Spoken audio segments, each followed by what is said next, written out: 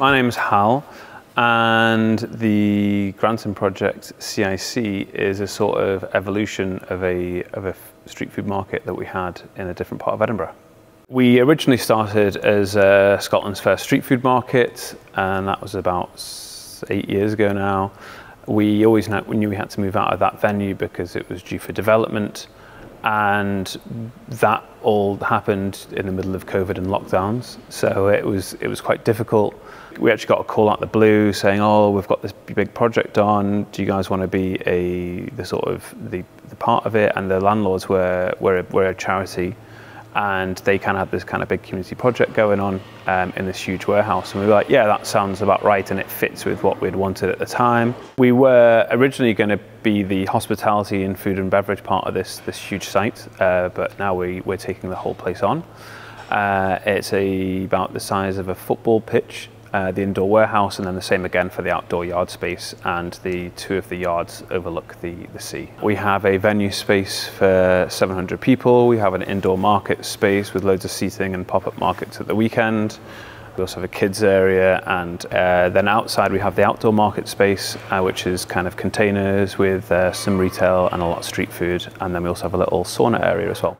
Although it's an extremely beautiful part of the city, it's also one of the most deprived areas of Scotland. And our idea is that we want to help people become self-employed and start their own enterprise and that sort of thing. And at the beginning it was kind of food and drink and hospitality, but now having the whole site is much wider than that, and it's enterprise in general. The site was very big, it needed a lot of investment, and we were getting a lot of no's. It was kind of the lockdown period and everything else that was kind of going on, and financial institutions wanted huge amounts of collateral as well, which we just weren't in a position to be doing. And again, with the site of the community that we were moving into, we thought, oh, let's try and see if there's any funding in the third sector, and then that's kind of where it all opened up, and it kind of everything started to make sense, and that we were already doing some social impact, and if we changed and looked at doing it in a certain way, then we could really deliver it and measure it. Firstport is a Scottish charity and social enterprise, and for almost 20 years we've been supporting social entrepreneurs and social enterprises to set up and grow their businesses. The project came into us through our Launch Me Investment Readiness Programme in spring 2023, and from there we worked closely with them to develop their plans in order for them to put forward to our investment committee a really strong application. And that application was put forward in spring of 2024, and the investment committee met later that month, and the project was successful in being awarded £350,000 from the Catalyst Fund. The Catalyst Fund supports ambitious social enterprises who are looking to increase their trading revenue and have the potential to deliver significant social impact. It's designed to be a fund to support social enterprises which, for reasons of their age, stage or business model, haven't been able to secure investment from other funders. Catalyst loans start at £50,000. They're not secured, and repayments are based on revenue. For that reason, Catalyst loans are very flexible and patient. It means that borrowers pay more in better months and pay less in not so good months. There's no interest rate applied. Instead, we apply a fixed fee at the start of the loan, and the benefit of that is that borrowers know exactly how much they need to repay. Because it's revenue-based, there's also no fixed term for the loan, but we do aim to model repayments of the loan within 10 years. We worked really closely with Foundation Scotland, who's one of the other co-funders of the project. The Catalyst Fund lent £350,000 and Foundation Scotland awarded £150,000. The total was £500,000.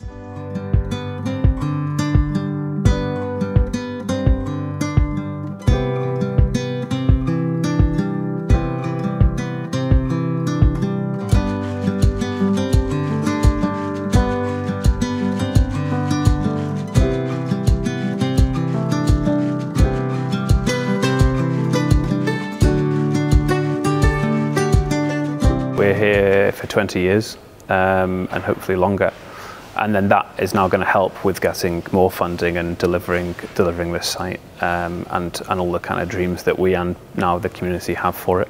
My name is Ryan. I'm the Youth Work Coordinator at Granton Youth. So we are a charity working in the north of Edinburgh in Granton.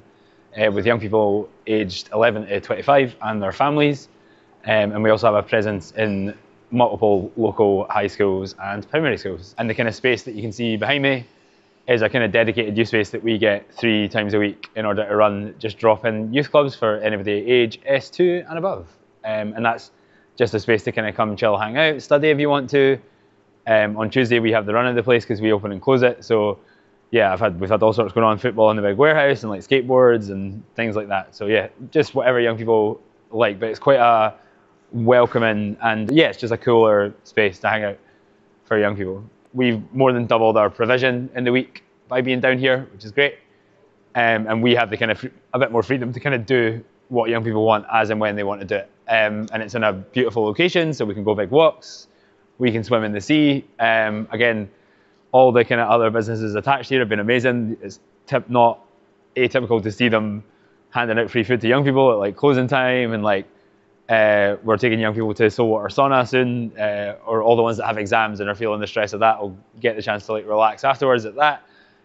So it's quite an all-encompassing kind of community approach, which we're dead pleased to be a part of.